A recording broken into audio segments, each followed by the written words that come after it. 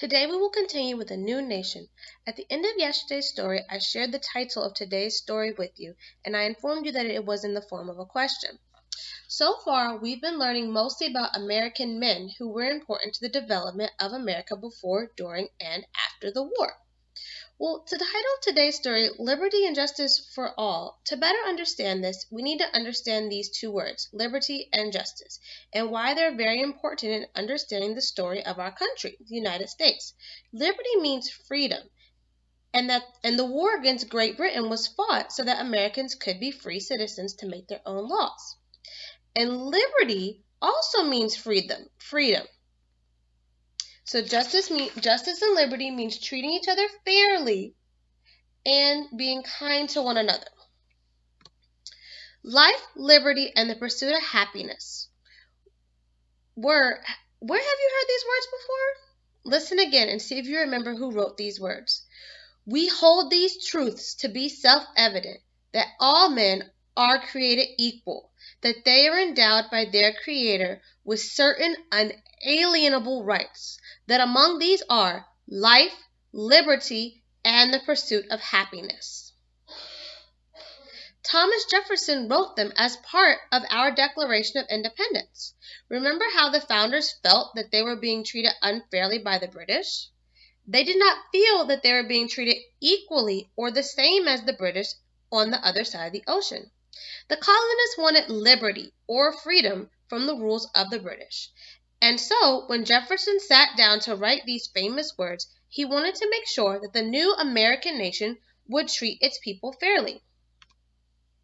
Again, when the founders met to write our Constitution of the United States, they wrote about liberty and justice. When we hold our hands over our hearts and pledge allegiance to our country today, our final words are, with liberty and justice for all. These are important words written by our founders, but not all people were treated fairly in the American colonies. Let's look back at the 1700s, during and after the war, when the founders were busy writing these important words. Whom did they mean by we when they wrote in the Constitution, we the people of the United States? Some people say they must have been thinking about themselves. A group of white men who made the laws of the land.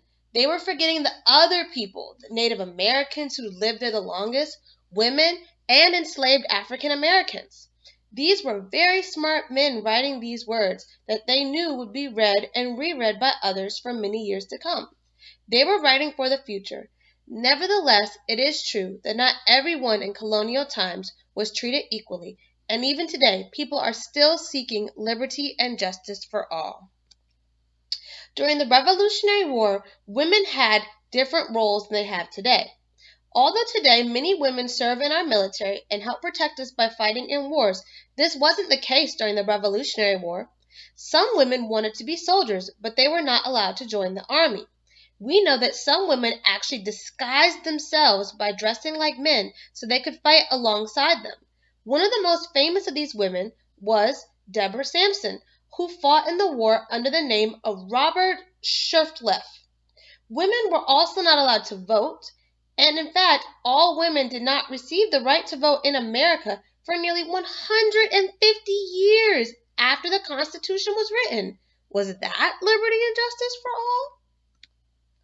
There were many people from Africa who were brought to America as enslaved peoples for the colonists. When the colonists decided to fight for their freedom from Great Britain, they themselves were keeping freedom from a large number of enslaved Africans, because the enslaved did not have the freedom to choose how to live their lives. Slavery was especially common in the South, where huge plantations had